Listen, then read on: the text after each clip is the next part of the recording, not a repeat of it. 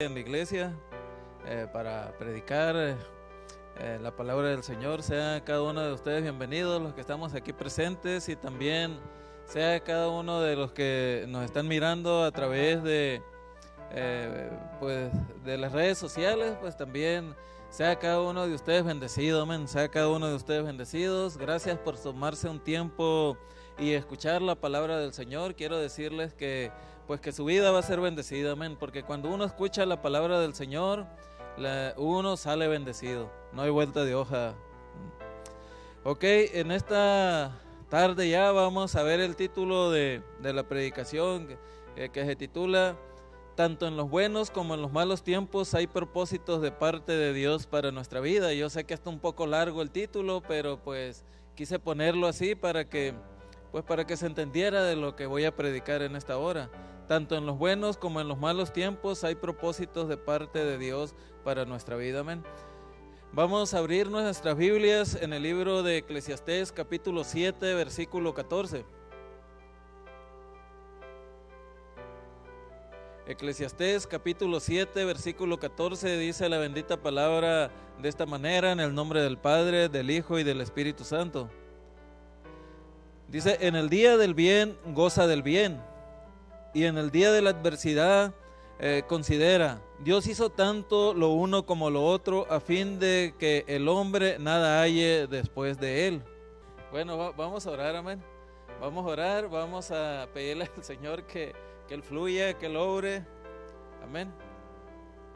Que quite toda perturbación de nuestra mente, que quite toda perturbación de las personas también que están escuchando esta predicación, porque lo que Satanás no quiere a veces que nosotros nos concentremos en la palabra del Señor, pero en esta hora vamos a declarar victoria, amén. Y amada persona que está escuchando esta predicación a través de este video, pues mire, quiero decirle que si usted está enfermo, si usted tiene algún tipo de enfermedad, ya sea el coronavirus, ya sea cualquier otra enfermedad que esté en fase terminal, o simple y sencillamente que sea algo sencillo, yo quiero decirle que Dios le puede sanar, que si usted cree que Dios puede orar en esta hora, en lo que dura la predicación, Dios puede sanarle, amén. Dios puede sanarle honrando su fe, claro, amén. Gloria al Señor, en el nombre de Jesús. Señor, en esta hora, Padre, en el nombre de Jesús, te doy gracias, Señor, porque nos permites estar aquí, Señor, en este lugar para alabarte, para glorificarte, para exaltarte, Señor, en espíritu y en verdad. Yo te pido, Señor, que tú fluyas en esta hora. Te pido, Señor, que tú hagas grandes cosas en esta hora, principalmente, Señor, en nuestro espíritu, en nuestra alma, y también, Señor, en nuestro organismo, Padre Celestial. Si hay personas enfermas, en nuestras emociones, yo te pido que bendigas aquí la congregación, Señor, en Cambio de Vida, y también te pido que bendigas, Señor, todos aquellos mis hermanos y hermanas que no pudieron estar por alguna razón. Te pido también, Señor, que tú bendigas a las personas que están, Señor, mirando este video, esta predicación. Te pido que tú obres, que tú fluyas, Padre, en el nombre de Jesús, en sus vidas, y que sean bendecidos conforme a tu voluntad, que sean redargüidos conforme a tu voluntad, y que sean bendecidos y bendecidas conforme a tu voluntad, Padre, en el nombre de Jesús. Aleluya. Miren, hermanos, en este versículo bíblico que leímos, viene en el libro de Eclesiastés, y este libro fue escrito aproximadamente en el año 935 antes de Cristo por el rey Salomón. La mayoría de ustedes han oído hablar del rey Salomón, así que este libro se cree que fue escrito aproximadamente en el año 935 antes de Cristo. Y todo libro, toda epístola que se escribe, pues tiene un propósito, tiene un fin para que se escribe. Y el propósito específico de este libro es salvar las futuras generaciones de la amargura, de aprender por sus propias experiencias, que es principalmente uno de los propósitos, y el otro es que la vida no tiene significado si nos apartamos de Dios.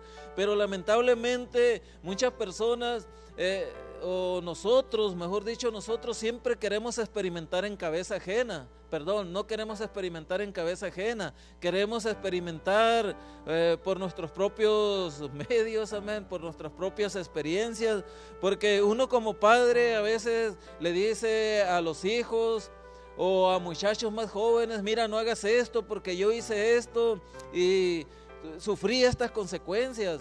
Sufrí las consecuencias del alcohol, sufrí las consecuencias de las drogas, sufrí las consecuencias de la amargura, sufrí las consecuencias de vivir una vida no conforme a la voluntad del Señor. No pases tú por eso, pero a veces la persona hace caso omiso a esas recomendaciones que uno le hace, porque dice, bueno, pues tengo el derecho de experimentarlas. Tengo el derecho de pasar yo mismo por esas experiencias y si tú lo hiciste, pues yo también la voy a hacer. Y cuando la persona se pone en ese plan, pues uno no puede hacer nada. También el otro propósito específico de este libro es que la vida no tiene significado si nos apartamos de Dios. Y verdaderamente que la vida sin Dios no tiene ningún tipo de significado. Porque muchas personas creen que van a encontrar el significado de la vida a través del dinero principalmente.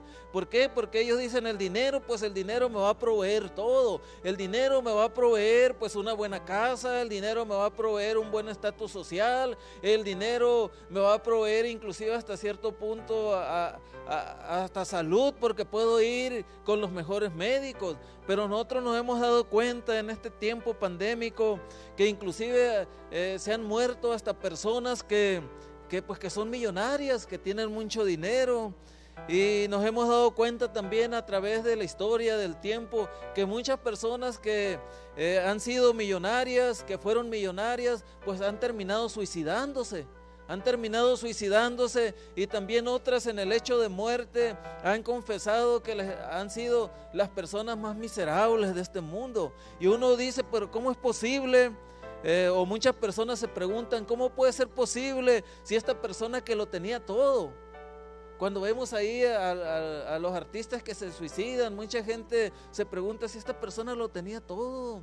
Tenía fama, tenía popularidad, tenía dinero, tenía una buena reputación en el medio donde él o ella se movía y se quitó la vida. ¿Por qué razón? Porque esa persona, aunque tuvo éxito en muchas áreas de su vida, esa persona vivía sin Dios. Posiblemente vivía una vida religiosa. Porque muchas veces uno cree que si la persona vive una vida religiosa, ya tiene una relación con Dios, pero realmente no tiene una relación con Dios. Pero cuando la persona tiene una relación con Dios, pues le haya significado a la vida, amén. Entonces cuando Salomón, hermanos, ascendió al trono, era un muchacho muy joven, era un muchacho muy humilde. Salomón fue hijo del rey David. Y cuando Salomón ascendió al trono, pidió a Dios sabiduría.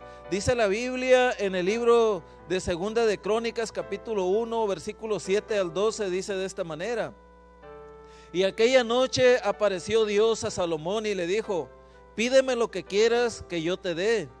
Salomón le dijo a Dios, tú has tenido con David mi padre gran misericordia y a mí me has puesto por rey en lugar suyo. Confírmase pues ahora, oh Jehová, Dios, tu palabra dada a David, mi padre, porque tú me has puesto por rey sobre un pueblo numeroso, como el polvo de la tierra. Dame ahora sabiduría y ciencia para presentarme delante de este pueblo, porque ¿quién podrá gobernar este pueblo, tu pueblo tan grande? Y dijo Dios a Salomón, por cuanto hubo esto en tu corazón, y no pediste riquezas, bienes o gloria, ni la vida de los que te quieren mal, ni pediste muchos días, sino que has pedido para ti sabiduría y ciencia para gobernar a mi pueblo sobre el cual te he puesto por rey. Sabiduría y ciencia te son dadas, y también te daré riquezas, bienes y gloria como nunca tuvieron los reyes que han sido antes de ti, ni tendrán los que vengan después de ti. Miren qué tremendo, ¿no? Cómo Dios gratificó aquí a Salomón. ¿Por qué? Porque era un muchacho pues sano, era un muchacho que amaba a Dios, era un muchacho que quería agradar a Dios.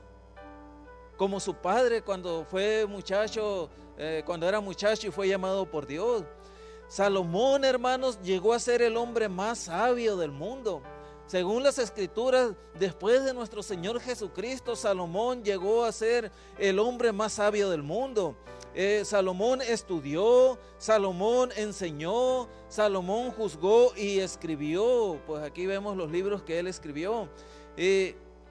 A tal grado era tan sabio este hombre que llegaban a Jerusalén, llegaban reyes, llegaban líderes de otras naciones para aprender de él. Aprendían mucho de este hombre porque todos querían estar ahí a sus pies escuchando la sabiduría de este hombre, porque permitía que Dios fluyera a través de él. Cuando uno permite que Dios fluya a través de uno, uno no entiende ni cómo puede ser de bendición para otras personas, pero es la gracia de Dios a través de uno. Pero lamentablemente, conforme fueron pasando los años, lamentablemente conforme este hombre adquiría más conocimiento y adquiría más madurez de la vida, todo su conocimiento práctico de la vida, aún con todo eso, Salomón no pudo escuchar sus propios consejos. Llegó un tiempo en su vida en que Salomón no pudo escuchar sus propios consejos. Es fácil para nosotros, hermanos, a veces dar un consejo. Es fácil para nosotros a veces dar una palabra de aliento a una persona que lo necesite. Es fácil decir lo correcto uno mismo. Pero muchas veces es difícil para nosotros escuchar nuestros propios consejos. Es por eso que Jesús le decía a sus discípulos, les decía, miren, cuando le llamaban la atención los fariseos principalmente, y Jesús les dijo, miren, está bien, no hay ningún problema. O sea, estoy parafraseando esa parte de la Escritura, ¿no? Hagan lo que ellos dicen, hagan lo que ellos dicen, porque lo que ellos dicen que hagan es correcto. Les están citando las Escrituras, les están citando pues, lo que está escrito ahí, pero no practiquen lo que ellos practican, porque ellos dicen, pero no lo hacen. Es lo que Jesús les decía. Entonces, muchas personas pueden decirnos consejos sabios, pueden inclusive aplicarnos hasta la palabra del Señor, y es correcto lo que nos están diciendo, está bien lo que nos están diciendo, porque son consejos sabios, inspirados por la palabra del Señor, por Dios mismo. Aunque la persona no los ponga en práctica, uno puede salir bendecido si uno los pone en práctica. Y este hombre, llegó el tiempo en que Salomón no pudo escuchar sus propios consejos y su vida comenzó a apartarse de Dios. Al principio de una manera gradual y de una manera sutil. Ninguna persona, hermano, se aparta del camino del Señor de la noche a la mañana, porque muchas veces nosotros miramos o sabemos de alguna persona que se apartó del camino del Señor, y uno a veces piensa y dice, bueno, de repente se apartó del camino del Señor, de repente dejó de serle fiel al Señor. Pero en realidad no fue de repente, hubo una serie de acontecimientos, hubo una serie de cosas que esta persona empezó a experimentar de una manera muy gradual y sutil, que posiblemente ninguno de los que le rodeaban lo apercibió. Pero cuando esta persona se dio cuenta, pues sucedió el socavón espiritual y esta persona cayó, amén. Esta persona cayó de la gracia. Entonces, cerca del final de su vida, este hombre Salomón miró para atrás con una actitud de humildad y arrepentimiento. Ya cerca del ocaso de su vida, ya en la vejez, él miró hacia atrás y miró cómo había sido bendecido por Dios, cómo había vivido una vida arrogante, cómo había desperdiciado sus fuerzas en mujeres, en cosas triviales, en esfuerzos triviales, en trabajos triviales, cosas que realmente no traían una verdadera bendición a su vida. Pero él ya estaba mirando las cosas con otro lente, con otra perspectiva, ¿no? Ahora estaba mirando con una actitud de humildad y arrepentimiento. Y hizo un inventario del mundo que él había experimentado, esperando salvar a sus lectores de la amargura de aprender por medio de la experiencia personal. Entonces, este es el punto, pues, que nosotros aprendemos a través de la experiencia personal, a través de la amargura de la experiencia personal, y esto es lo que no quería que sus lectores pasaran aquí Salomón. Miren, este año 2020 y 2021, para muchos de nosotros han sido tiempos malos. Han sido tiempos de sinónimo o han sido sinónimo de enfermedad, han sido sinónimo de pérdidas económicas y ha sido un tiempo de muerte debido a la pandemia del COVID-19 y también por otro tipo de causas y circunstancias. No todos hemos experimentado este tiempo de la misma manera. Muchas personas han quedado en el camino, muchas personas han perdido sus negocios, muchas personas inclusive hasta se han suicidado porque no han podido soportar esto que se está mirando en este tiempo. Ahora, ¿cómo entender nosotros, hermanos, que los malos tiempos tienen propósito de parte de Dios para nuestra vida? ¿Cómo entender que los malos tiempos tienen propósito de parte de Dios para nuestra vida? En tiempos cuando se celebra el nacimiento de Jesucristo, por lo regular, que en realidad nadie sabe cuándo fue, pero según la costumbre que se celebra el 25, en esa fecha donde se tiene acostumbrado a reunirse la familia, ese día se murió una prima. En la mañana y ya para en la tarde ya tenían las cenizas en una urna. Otras personas también han pasado por situaciones tremendas.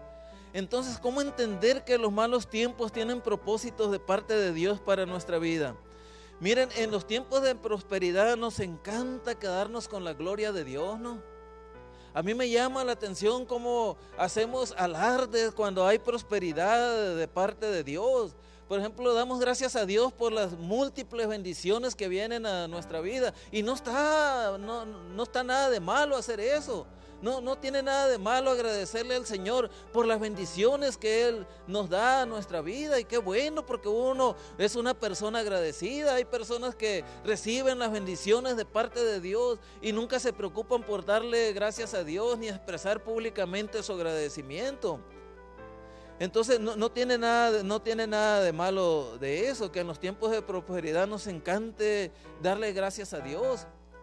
Pero luego en la adversidad muchas veces se tiende a culpar a Dios sin agradecer las cosas buenas que surgen de ellas.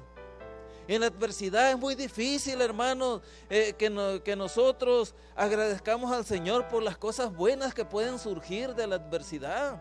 Uno puede decir, ¿qué cosa buena puede surgir? Por ejemplo, como en mi caso, por ejemplo, que estuve ahí más de una semana casi muriéndome ahí en mi cuarto, encerrado, sin poderme bañar, todo apestoso, ¿no? Muriéndome ahí casi con la oxigenación ahí, batallando con ella para respirar y todo eso. Uno puede decir, ¿dónde está la bendición en esa? Pero fíjense que ahí hay perlas escondidas, hermanos. Gloria al Señor. En el tiempo que yo estuve ahí enfermo, cosas tremendas se manifestaron. Pude conocer y entender y conocer más bien personas que las conocía así muy por encimita, personas de la distancia que me hablaban, que me mandaban mensajes de aliento, todas esas cosas. Algo maravilloso, amén. Personas con las cuales yo había trabajado en compañías que no son cristianas, hablándome, incluso unos de ellos llevándome medicamentos ahí a la casa, y dije, yo no esperaba ver esto nunca en mi vida de parte de ellos, y ahora se manifestó esto. Entonces uno dice, wow, qué maravilloso es esto. Entonces, y muchas cosas más, ¿no? Entonces, pero muchas veces uno como cristiano, hermanos, pensamos que estamos exentos de los problemas. Mucha gente cuando se convierte al Señor piensa que está exenta de los problemas, piensa que porque es cristiana está exenta de las calamidades, así que cuando las experimentan se enojan y se amargan y se rebelan en contra de la bondad y de la justicia de Dios. Yo me acuerdo una vez que una hermana me atacó, o no me atacó, sino que quería en medio de su dolor que yo le aclarara ciertas cosas, y pues yo no tenía la respuesta. Ella me decía, yo no entiendo por qué razón hay muchas personas, dice, que son unos malandros, que son unos asesinos despiadados, que son unos violadores, que son narcotraficantes, que son terroristas, y ellos llegan a huesos viejos, a ellos no les pasa nada. ¿Y por qué mi hermano, que era un excelente muchacho, que no le hacía nada a nadie, que era un hombre de hogar, que se preocupaba por su familia, por qué Dios permitió que lo mataran? ¿Por qué Dios permitió que le quitaran la vida? ¿Por qué Dios mejor no permite que le quiten la vida a esa gente desalmada? Pues cuando uno escucha esas situaciones, pues, y cuando uno está hablando con personas así, no van a entender lo que uno les diga, no, por lo menos en ese momento no lo van a entender, no lo van a comprender por más buenos argumentos que uno ponga. Lo único que yo hice ahí pues fue ponerme a orar mentalmente y dejarla que hablara, que desahogara, que sacara su dolor. Pero lo que a mí me daba tristeza era que en medio de su dolor pues la tenía en contra de Dios, pues la estaba tomando en contra de Dios, y yo pensaba, pues, híjole, qué tremendo, porque a su dolor le está añadiendo más dolor todavía. Entonces, mucha gente, hermanos, cree que cuando son cristianas, pues, no van a experimentar todas esas cosas, amén. No van a experimentar todo eso que les acabo de mencionar. Y se rebelan en contra de la bondad y la justicia de Dios. Y así pensaba la esposa de Job. Así pensaba la esposa de Job. Eso lo podemos ver en la Biblia. Lo podemos ver en Job capítulo 2, versículos 7 al 10. Dice la Biblia de esta manera: entonces salió Satanás de la presencia de Jehová e hirió a Job con una sarna maligna desde la planta del pie hasta la coronilla de la cabeza. Y tomaba Job un tiesto para rascarse con él, y estaba sentado en medio de ceniza. Entonces dijo a su mujer: ¿aún retienes tu integridad? Maldice a Dios y muérete. Y él dijo: como suele hablar cualquiera de las mujeres fatuas, has hablado. ¿Qué? ¿Recibiremos de Dios el bien y el mal no lo recibiremos? Con todo esto no pecó Job con sus labios. Miren, mucho podemos decir de este texto, lo podemos escudriñar de una manera más profunda, pero no es el tema ahorita. Más que todo, lo que quiero decirles es que el mensaje de Job es que nosotros no debemos de renunciar a Dios solo porque nos suceden cosas malas. No debemos renunciar a Dios solamente porque nos suceden cosas malas. ¿Por qué razón? Porque este es un momento en que Satanás emplea su estrategia para llevarnos a dudar de Dios. Es el momento propicio cuando Satanás ataca, hermanos. Lo ha hecho conmigo, yo estoy seguro que lo ha hecho con alguno de ustedes. Ha habido ocasiones en que Satanás me ha atacado de una manera cruel, de una manera acérrima, sin misericordia, porque él no tiene misericordia, no la conoce. Él lo que quiere es destruir a la persona, y me ha agarrado en momentos vulnerables espiritualmente, y me ha zarandeado, así como zarandeó a Pedro, como zarandeó a tantos personajes bíblicos. ¿Por qué razón? Porque Satanás emplea su estrategia de llevarnos a dudar de Dios en esos momentos cuando nos enfermamos, en esos momentos cuando tenemos pérdidas de un familiar querido, en ese momento cuando tenemos pérdidas económicas, en ese momento cuando sentimos el abandono de la familia, en ese momento, hermanos, es cuando nosotros, instados por el mismo enemigo, a veces nos ponemos a dudar de la misericordia de Dios, del amor de Dios, y a veces tendemos a pensar nosotros que estamos recibiendo un castigo de Dios por nuestras acciones, por nuestras actitudes. Sin embargo, hermanos, debemos recordar que nosotros estamos viviendo en un mundo caído, en un mundo donde el príncipe de este mundo es Satanás. Así que a través de este mensaje vamos a ver que también los malos tiempos tienen propósito de parte de Dios para nuestra vida. Entonces, el primer propósito de parte de Dios con los malos tiempos para nuestra vida es que entendamos que Satanás no puede dañar nuestras almas ni quitarnos la vida eterna con Dios. Satanás, miren, puede hacer muchas cosas con nosotros. Ya ven lo que hizo con Job. Lo llenó con una sarna maligna. Lo llenó con una sarna maligna desde la mollera y hasta las plantas de sus pies. Y muchas cosas más que le hizo. Ustedes pueden leer el libro de Job, la historia de Job, ahí en sus casas en la Biblia. Entonces, pero Satanás no puede dañar nuestras almas ni quitarnos la vida eterna con Dios. Dios permite, hermanos, que a todos nos lleguen buenos tiempos y así como malos tiempos. Hay muchas personas que ponen en las redes sociales, pues doy gracias a Dios porque a mí no me ha pegado esta enfermedad o lo otro o aquello. Y yo pienso cuando ponen eso, te van a llegar tiempos difíciles.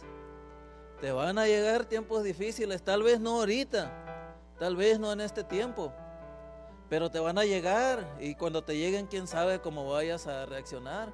Entonces, no lo estoy deseando, por supuesto, no, pero es mucha la diferencia cuando una persona dice, gracias Señor porque pues tú me has guardado de esta enfermedad, no has permitido que me ataque de esta manera, como poner de una manera como para tratar de herir a otras personas, como para decir, bueno, pues tal vez yo no sea una persona acá, asá, pero pues no me ha pegado eso. Entonces, es persona pues que no tiene inteligencia ni tiene sabiduría cuando pone eso, ¿no? Entonces, ¿por qué razón digo yo eso? Porque Dios permite que a todos nos lleguen buenos tiempos y malos tiempos. Eso es parte de la vida, es parte de la vida. No podemos nosotros predecir el futuro ni depender de la sabiduría y el poder humanos, hermanos. Yo no puedo predecir el futuro, ninguno de ustedes tampoco. El día de ayer ya pasó. El día de ayer ya pasó, lo que hicimos para bien o para mal, ya pasó el día de ayer. El día de mañana nosotros no lo tenemos asegurado. Usted y yo no tenemos asegurado el día de mañana, hermanos, para nada. Es más, la vida es de momentos. La vida es de momentos porque en este momento nosotros estamos aquí gozándonos, estamos glorificando al Señor, estamos escuchando la palabra del Señor en este momento. Se termina el servicio y nos vamos y no sabemos si en un momento más adelante ya le estemos entregando nuestra vida al Señor. Entonces el futuro no nos corresponde a nosotros, el futuro pertenece a Dios. No quiere decir que nosotros tenemos que vivir con un miedo fóbico. A lo mejor me muero mañana, a lo mejor me muero dentro de 3 horas. Si eso ocurre, es parte del propósito de Dios. Lo que uno tiene que hacer es hacer planes. Hacer planes como si el Señor fuera a tardar 100 años en venir por nosotros y vivir de tal manera en santidad como si fuera a venir en este mismo instante. Es lo que tenemos que hacer, hermanos. O sea, no estoy diciendo que uno no debe de hacer planes para tener una mejor calidad de vida, que uno no debe de hacer planes para prepararnos para estudiar, que uno no debe de hacer planes para la vida cotidiana. Claro que sí. Claro que sí, pero entender que nuestro futuro, hermanos, que nuestro futuro le pertenece única y exclusivamente a Dios.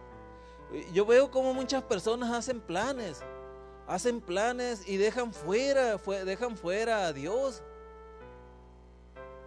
Y uno en alguna etapa de nuestra vida también ha hecho planes y hemos dejado fuera a Dios y pues nosotros nos hemos dado cuenta que Dios ha sido misericordioso con nosotros y nos ha redarguido de alguna manera u otra. Lo único que sabemos, hermanos, y tenemos asegurado, es que si permanecemos en el camino del Señor, lo único que tenemos asegurado es la salvación de nuestra alma, amén. Si nosotros permanecemos en el camino del Señor, tenemos asegurada nuestra alma y así muera la persona de cáncer, así muera la persona que le caiga un rayo, así muera atropellado por un carro, así muera en la más vil de las pobrezas, así muera en las riquezas o así muera de cualquier manera. Si uno permanece en su camino y si uno le es fiel, tenemos asegurada la salvación de nuestra alma, tenemos asegurada la entrada al cielo, tenemos asegurado el no ir al infierno, tenemos asegurado el vivir por la eternidad con el Señor, hermanos. Eso es lo que tenemos asegurado. Vivir la vida eterna a su lado en la otra vida. Dice la Biblia en Primera de Juan, capítulo 10, versículo 27 al 28, dice de esta manera: mis ovejas oyen mi voz, y yo las conozco y me siguen.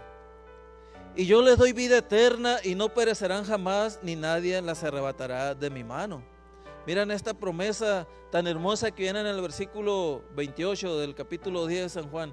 Y yo les doy vida eterna y no perecerán jamás, ni nadie las arrebatará de mi mano. Lamentablemente que se ha hecho una mala exégesis o una mala interpretación de este versículo bíblico del 28. Dice, y no perecerán jamás, o sea, nadie nos va a arrebatar de su mano. Pero eso no quiere decir que nosotros ya somos inmunes a lo que ocurre en un mundo caído, y por supuesto que no somos inmunes de lo que ocurre en un mundo caído. A pesar de que es de esperar que los creyentes sufran en la tierra, hermanos, porque muchas personas no esperan que los creyentes sufran en la tierra. Satanás no puede dañar nuestras almas ni quitarnos la vida eterna con Dios. Existen muchas razones para sentir temor aquí en la tierra, porque este es territorio del diablo. Muchas personas pueden decir, oye, pero ¿qué estás diciendo? ¿Cómo que aquí es territorio del diablo? Es territorio del diablo. Por eso cuando Jesús le iban a crucificar, le dice, es que mi reino no es de este mundo. Mi reino no es de este mundo. Si mi reino fuera de este mundo, pues mis súbditos pelearían por mí, pero mi reino no es de este mundo. ¿O acaso crees que yo no podría decirle a mi padre que mandara tantas legiones de ángeles para que pelearan por mí? O sea, este mundo es el mundo de Satanás. Pero si nosotros decidimos seguir y confiar en Jesús, Él nos dará la seguridad de la vida eterna. Lo más terrible, hermanos, que nos puede pasar a nosotros como cristianos es no tener la seguridad de la vida eterna. Es no tener la seguridad de la vida eterna. Yo le he dado muchas enseñanzas a jóvenes de diferentes iglesias, y casi siempre se repite lo mismo cuando les pregunto. Les digo, oye, ¿tú tienes la seguridad de que eres salvo? Pues no sé. Ok, ¿y por qué no sabes? Pues no sé. Y luego le digo, ¿pero por qué no? Pues que no sé, bro. Y no lo saco del no sé, pues. Y a veces cuando yo platico con ellos y con ellas, me doy cuenta que están mal adoctrinados, que están muy mal adoctrinados, que ellos consideran que la salvación está condicionado por sus emociones y sus sentimientos, lo que sienten y lo que no sienten. Pastor, pues algunos de ellos se han sincerado, ¿no? Es que yo no siento de la salvación, pues porque veo pornografía. Pastor, no siento esto de la seguridad de la salvación por esto, por lo otro, porque practico la masturbación, o porque esto y lo otro. Y muchas personas, muchos jóvenes me han dicho, se han confesado así, ¿no? Y entonces yo les explico ya, ¿no?, lo que es la salvación y lo que son las cuestiones, conductas pecaminosas, que es otro tema también, ¿no? Entonces, el no tener la seguridad de la salvación, hermanos, es terrible. Es lo más terrible que el cristiano pueda sentir, el no sentir la seguridad de la salvación. Puede uno estar tirado de una enfermedad, pero ahí en medio de la enfermedad tener la seguridad de la salvación. Puede uno estar carente de muchas cosas, pero ahí tener la seguridad de la salvación. Puede uno estar pasando por tantas calamidades, hermanos, pero ahí tener la seguridad de la salvación. A mí me ha tocado visitar personas enfermas en los hospitales que son cristianas, llenas de tubo, muriéndose ahí. Y me da tanto gusto mirar que en esas circunstancias, en esas condiciones, la mayoría de las personas cristianas que he visitado tienen la seguridad de la salvación. ¿Por qué razón? Porque aunque estén en el lecho de muerte, están confiando en el Señor, hermanos. El segundo propósito de parte de Dios con los malos tiempos para nuestra vida es que entendamos que la adversidad nos hace regresar a Él. La adversidad, hermanos, nos hace regresar a Dios. Miren, cuando la vida nos parece segura y normal, realmente nos interesa poco estar junto a Jesús. Hay muchas personas que cuando todo parece normal o cuando todo está normal y la vida parece segura, pues realmente no les interesa mucho estar con Jesús. Realmente no les interesa estar cerca de Jesús. Difícilmente se va a orar, difícilmente se van a leer las escrituras, difícilmente uno va a evangelizar, difícilmente uno va a hacer lo que Dios dice, difícilmente uno va a meditar en la palabra del Señor. Aunque muchas veces esto lo disfrazamos muy bien con actitudes y actos religiosos. Muchas veces, aunque uno esté alejado del Señor, uno lo disfraza con actitudes y actos religiosos. A veces no dejamos de venir a la iglesia, a veces no dejamos de tener un léxico religioso, amén, un léxico así muy eclesiástico, pero muchas veces estamos carentes de una verdadera relación con Dios. Miren, a través de las calamidades, hermanos, o de las adversidades, podemos leer que el hijo pródigo volvió a regresar a su padre. Nosotros conocemos la historia del hijo pródigo. Yo se las voy a decir a grandes rasgos aquí. Eso ustedes lo pueden leer en Lucas capítulo 15, versículo 11 al 32. No la puse aquí en la pantalla para que la pusieran ahí. Eso la pueden leer en su casa. Pero ahí en la historia podemos ver que este muchacho tenía un excelente padre. Un padre piadoso, un padre bueno, un padre trabajador, un padre que hasta cierto punto logró tener riquezas y que les estaba dejando una herencia a los dos hijos, porque tenía dos hijos. Pero el hijo pródigo decidió vivir la mala vida, porque hay muchos hijos que aunque tengan buenos padres, aunque tengan padres piadosos, aunque tengan padres que se preocupen por ellos toman la decisión de vivir una mala vida. Y uno no puede hacer nada cuando los hijos deciden vivir una mala vida. Ni modo que cuando sean mayores de edad que uno los obligue. Ellos deciden lo que tienen que hacer. Y ya lo que a uno le resta pues estar orando, estar intercediendo por ellos. Y este muchacho insolente, el hijo pródigo, pues decidió no nada más vivir la mala vida, sino que ofender a su padre, porque antes de que se muriera, este muchacho le reclamó la herencia que a él le correspondía. Cuando por lo regular a la herencia se le da a los hijos cuando la persona fallece, más en aquel tiempo y en aquella cultura cuando vivía el hijo pródigo.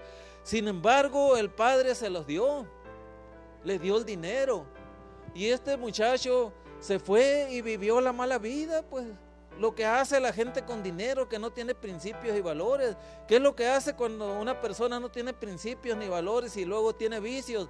Pues se va a tomar, a drogarse, a andar con mujeres, le llueven muchos amigos, tienen muchos amigos que le rodean y es espléndido con todos los amigos, y llega el tiempo en que se queda sin dinero la persona y es donde viene la calamidad. Se van los amigos, se van las buenas ropas, se van tantas cosas, y esto fue lo que le pasó a este muchacho, de tal manera que llegó a tal degradación que este muchacho agarró trabajo alimentando cerdos. Y ustedes pueden decir, pues, ¿cerdos? ¿Qué tiene de malo eso? Yo trabajé en Sonora ahí alimentando cerdos. Trabajé ahí en Sonora alimentando cerdos en una granja, ayudante de veterinario ahí atendiéndolos.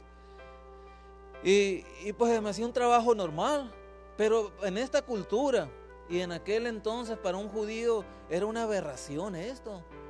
O sea, ellos eran animales inmundos para ellos. Ellos no podían ni siquiera tocar a un animal de estos. Sin embargo, este muchacho se degradó tanto, hermanos, lo llevó el pecado, la degradación moral, lo llevó a estos extremos. Y no nomás de trabajar ahí cuidando animales, este tipo de animales inmundos para ellos, sino que deseaba comer lo que estos animales comían, las algarrobas, deseaba comer el alimento de los cerdos.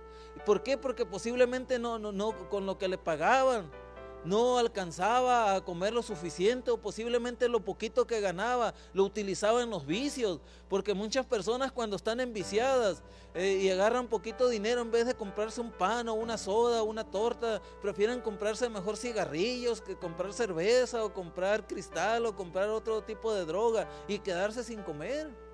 Posiblemente en estas circunstancias estaba este muchacho en aquel entonces. Pero la cuestión es que la calamidad en que estaba viviendo, porque era una calamidad fea en la que este muchacho estaba experimentando, recapacitó, se haber visto todo harapiento, todo sucio, todo cochino. Había dicho, pues él pensó y dice, pues ¿qué estoy haciendo yo en estas circunstancias? ¿Qué estoy haciendo si en la casa de mi padre los jornaleros viven mejor que yo? Tienen mejor trato que yo, visten mejores ropas que yo, son dignificados mejor de lo que yo soy dignificado aquí. Me levantaré, iré a mi padre y le diré, Padre, he pecado contra el cielo y he pecado contra ti. Bueno, ustedes saben toda la historia del hijo pródigo. Y este muchacho humillado fue y se levantó y llegó a su padre. Su padre ya lo estaba esperando, hermanos. Su padre desde el momento que se fue ya deseaba que este muchacho regresara. El padre aquí en este relato tipifica a Dios, el amor de Dios. Él ya estaba deseando que este muchacho regresara, de tal manera que cuando el padre miró al muchacho que venía, el Señor corrió, el papá del muchacho. Y ustedes pueden decir, bueno, ¿qué tiene de malo en nuestra cultura? ¿Qué tiene de malo correr y abrazar a un muchacho, a un hijo de uno? Pero en aquella cultura era una afrenta, era una burla. Era algo de lo que un judío no tenía que hacer. Tenía que caminar así tranquilo, esperar que el muchacho viniera a él. Sin embargo, el padre no pudo contener la emoción ahí de ver al muchacho regresar a él y corrió y lo abrazó. Eso, hermanos, tipifica el amor de Dios. Por eso fue que Jesús le estaba contando esta parábola, este relato aquí a los judíos, para que les cayera el 20 de lo insensible que eran ellos, ¿no?, en comparación de Dios, que estaban llenos de normas, de reglas, de tantas cosas, pero estaban carentes de amor. Entonces, miren, aquí la calamidad en este relato hizo que el hijo pródigo se acercara a Dios. A veces la calamidad, hermanos, la calamidad que nosotros sufrimos o la adversidad que nosotros sufrimos nos hace regresar a Dios. A veces solamente el dolor que nosotros experimentamos en la adversidad nos hace que nos caiga el 20 y nos hace regresar a Dios nuevamente. Job tuvo que pasar por una adversidad satánica para poder ser grandemente bendecido por Dios.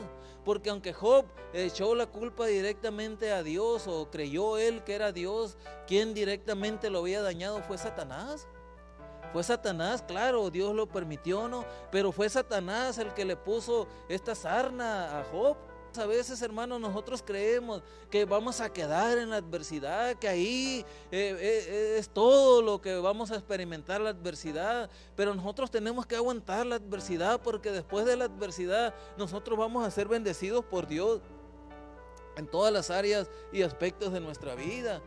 Podemos ver también en la Biblia del rey Manasés. Eso ustedes lo pueden ver en el libro de Crónicas a Manasés. Manasés, hermanos, Manasés fue rey de Judá, fue hijo de Ezequías. Fue hijo de Ezequías. ¿Quién fue Ezequías? Ezequías fue un rey muy bueno, hermanos.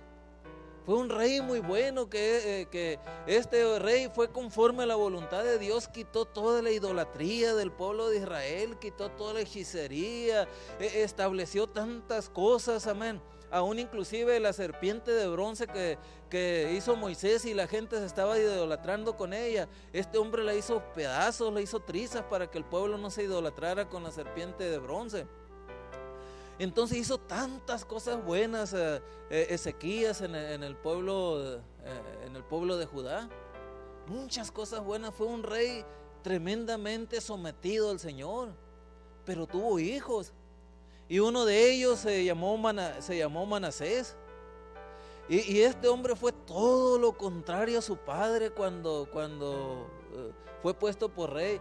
Fue un hombre que todo lo que quitó su padre, él lo volvió a poner. Hizo cultos idolátricos en todos los lugares altos del pueblo de la región de Judá. Y no nada más eso, sino que en el templo también puso nichos ahí para adorar a todos los dioses paganos. Y no nomás eso, sino que la Biblia describe que a sus hijos primogénitos o a su hijo primogénito también lo pasó por fuego. sacrificó a sus hijos a dioses paganos, y la Biblia describe que llevó al pueblo de Israel a pecar como nunca había pecado. Fue algo terrible, algo horroroso que este rey hizo con el pueblo de Israel. Lo hundió en la idolatría, lo hundió en el paganismo, lo hundió en tantas cosas. Entonces, tras de ser uno de los reyes más sanguinarios y paganos, pues era obvio que Dios no iba a estar a gusto. Y Dios mandó a los asirios, para que conquistaran al pueblo de Judá, para que los tomaran prisioneros, para que los llevaran en esclavitud. Y ahí, estando el rey en esclavitud, estando como prisionero de guerra, clamó a Dios, fíjense. Clamó a Dios. Este rey, tras de ser un rey de los más sanguinarios y paganos de los judíos, se le perdonó, Dios lo perdonó. Uno puede decir, pero ¿cómo? Un rey que aventó a sus propios hijos al fuego, mirándolos ahí que se consumían ardiendo en sacrificio para dioses ahí paganos. Dios lo perdonó completamente.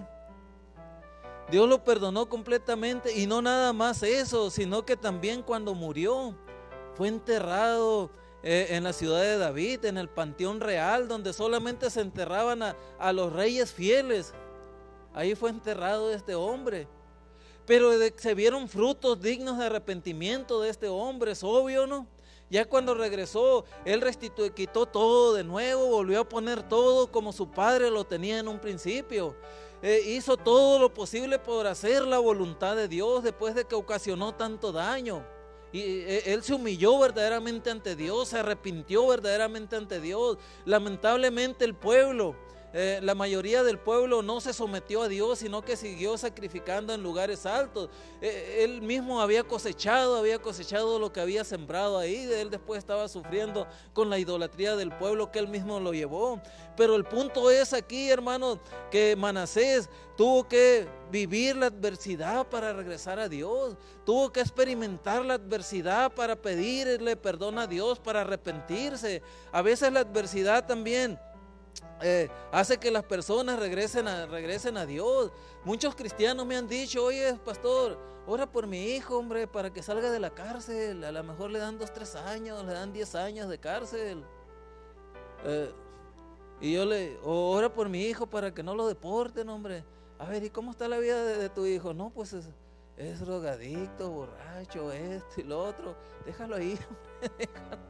Hay que se quede en la cárcel, no hay ningún problema. Es que Dios está tratando con él. Ahí en medio de la adversidad,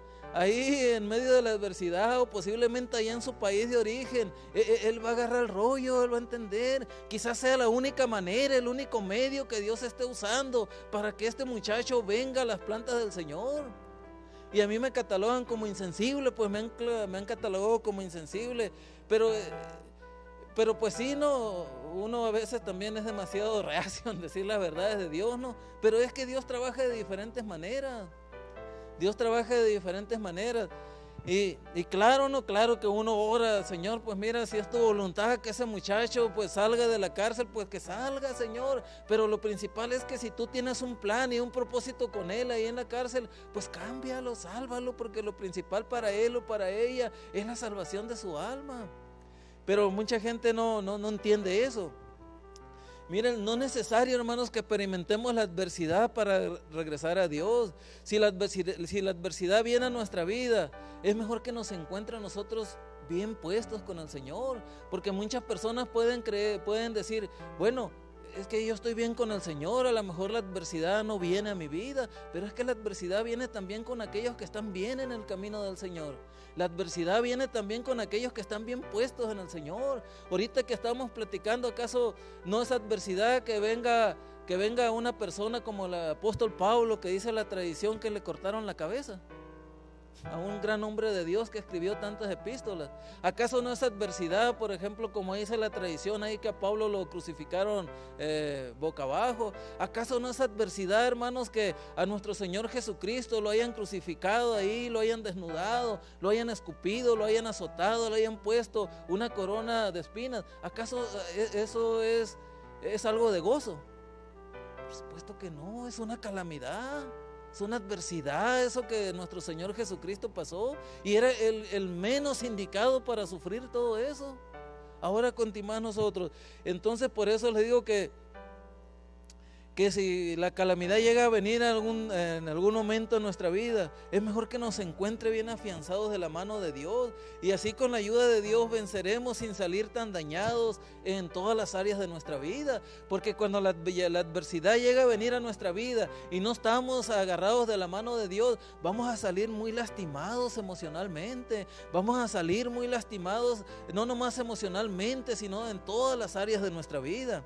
Ya el tercer y último propósito para terminar, de parte de Dios con los malos tiempos para nuestra vida, es que Dios está al timón y sacará cosas buenas de los tiempos difíciles.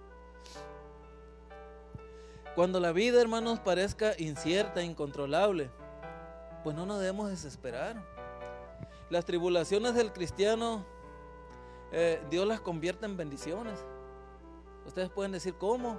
Sí, todo lo que nosotros estamos pasando, Dios lo va a convertir en bendiciones. Aquí, la mayoría de los que estamos aquí hemos sido azotados en este tiempo de alguna manera u otra, por situaciones adversas. Pero esto Dios lo va a convertir en bendiciones. Yo lo creo realmente que lo va a convertir en bendiciones. La Biblia dice, en Romanos 8:28, dice de esta manera. Bueno, antes de leerlo, vamos a leerlo. Romanos 8:28 dice, y sabemos que a los que aman a Dios, todas las cosas les ayudan a bien. Esto es a los que conforme a su propósito son llamados. Miren, y sabemos que a los que aman a Dios, todas las cosas les ayudan a bien. Esto es a los que conforme a su propósito son llamados. Miren, esto no significa que todo lo que nos pasa es bueno. Por supuesto que no. Hay cosas, como les vuelvo a decir, que nos pasan que no son cosas buenas. Lo malo sigue prevaleciendo en nuestro mundo caído, pero Dios es capaz de cambiar las circunstancias a nuestro favor. Por supuesto que Dios es capaz de cambiar las circunstancias a nuestro favor. Por ejemplo, en mi caso, cuando yo andaba inmerso en la drogadicción, en el alcoholismo y en una vida de destrucción ahí, ¿a cuál era el propósito del diablo? Matarme. Nos juntábamos alrededor de 13 o 14 personas que éramos el grupito inseparable. Quedamos 4 con vida nomás. Imagínense el tipo de personas que éramos. El propósito de Satanás era también que aquellas 3 personas y yo también fuera nuestro destino, que pereciéramos, que llevarnos al infierno. Era obvio.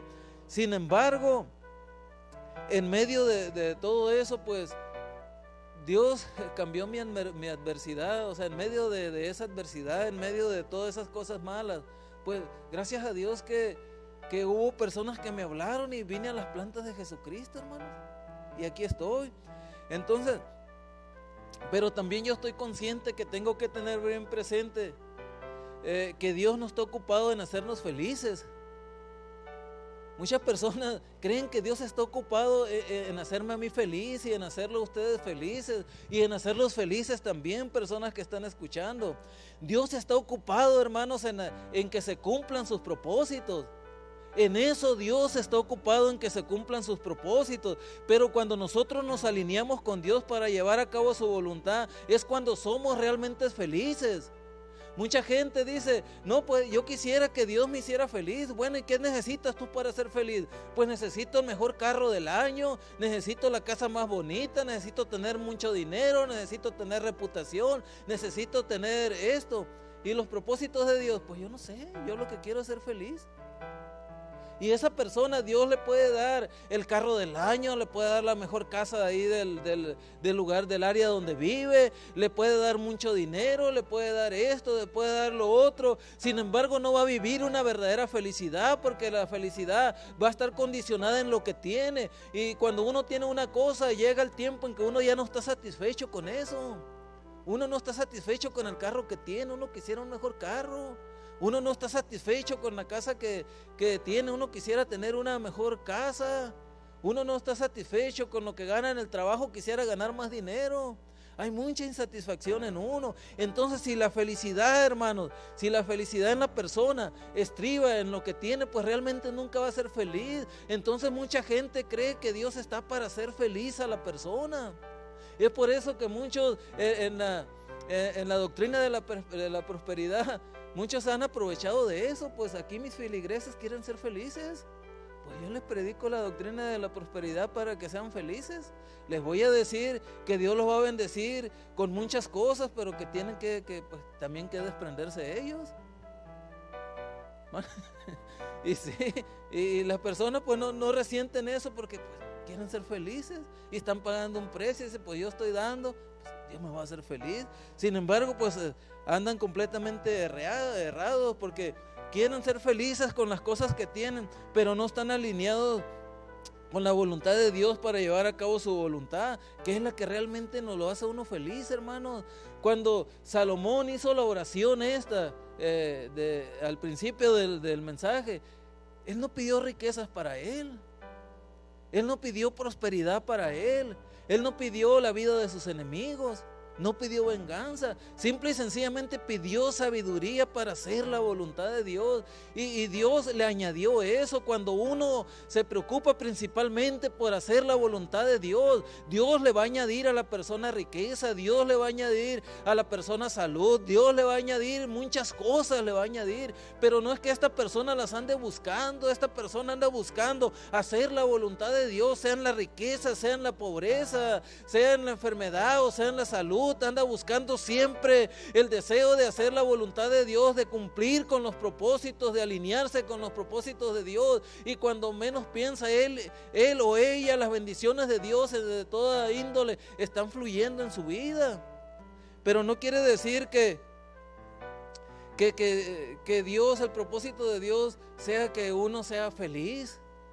El propósito de Dios es que uno cumpla su voluntad, amén, porque cuando cumpliendo su voluntad, uno por ende es feliz. Aquí leímos, todas las cosas les ayudan a bien, en el versículo ese que leímos.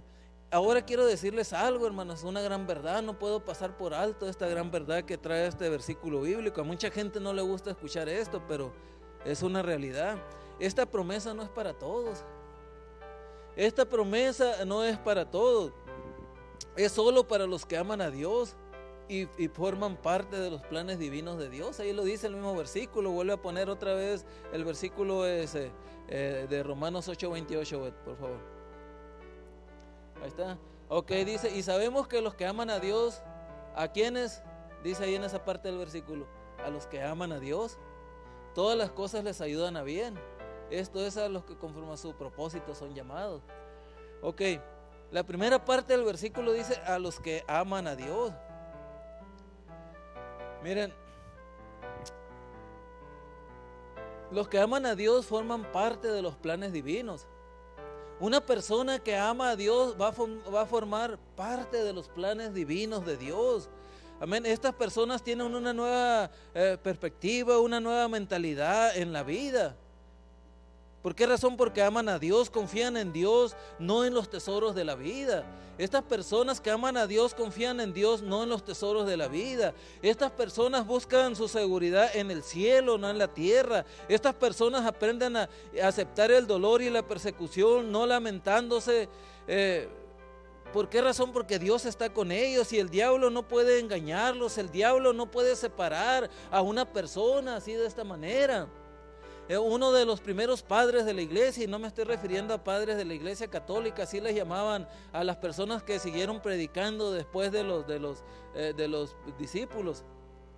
Uno de ellos, llamado Policarpo, tenía alrededor de 87 años esta persona, y lo atraparon en aquel entonces porque no les era permitido predicar el evangelio. Parece que fue en el tiempo de Nerón, algo así. Entonces y lo amarraron en un palo y le echaron leña alrededor, lo iban a quemar vivo, y le dijeron, ¿sabes qué? Si renuncias a tu fe aquí públicamente, nosotros te vamos a perdonar la vida. Y él dice, tengo 87 años y la mayor parte de mi vida he servido al Señor, y nunca el Señor me ha pagado mal, al contrario, puras bendiciones ha dado a mi vida. ¿por qué en este momento yo había de renunciar a mi Señor? ¿Por qué en este momento yo iba a echar a la borda todo lo que mi Señor ha hecho por mí, renegando en este momento por Él? Sea el nombre del Señor glorificado. Y se cuenta en su biografía que ahí lo quemaron, y mientras estaba siendo achicharrado, pues él estaba cantando, hermanos. Él estaba cantando. Miren, el diablo no pudo engañar a este hombre, mucho menos separarlo de Dios. Una hoguera no lo pudo separar de Dios. Una espada no pudo separar de Dios al apóstol Pablo. Unos clavos no pudieron separar, y una cruz no pudieron separar del amor de Dios al apóstol Pedro. El morir lapidado de una manera tremenda no pudo separar de Dios a Esteban. Y muchas veces a nosotros, hermanos, una gripa nos anda separando de Dios. Muchas veces a nosotros, el que no nos saluden en la iglesia nos anda separando de Dios. Tantas cositas, tantas cositas. Entonces, nosotros cuando meditamos lo que es verdaderamente amar a Dios, pues yo creo que muchos de nosotros nos avergonzamos.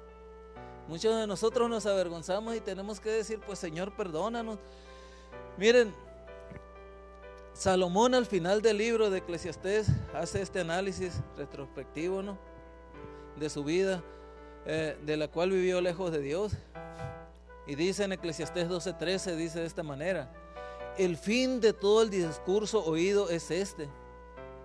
Porque después de todo lo que escribió, de todo lo que dijo, dice, el fin de todo el discurso oído es este: teme a Dios y guarda sus mandamientos, porque esto es el todo del hombre. O sea, esto es el todo de nosotros. Así que no debemos darnos por vencidos, amén. No debemos darnos por vencidos. Estemos pasando por enfermedades, estemos pasando por necesidades económicas, hayamos sufrido lo que hayamos sufrido, estemos sufriendo, no debemos darnos por vencidos. Y debemos tener seguro que también en los malos tiempos que estamos pasando, Dios tiene propósitos para nuestra vida, amén. En los momentos que nosotros difíciles que estamos pasando, Dios tiene propósitos para nuestra vida.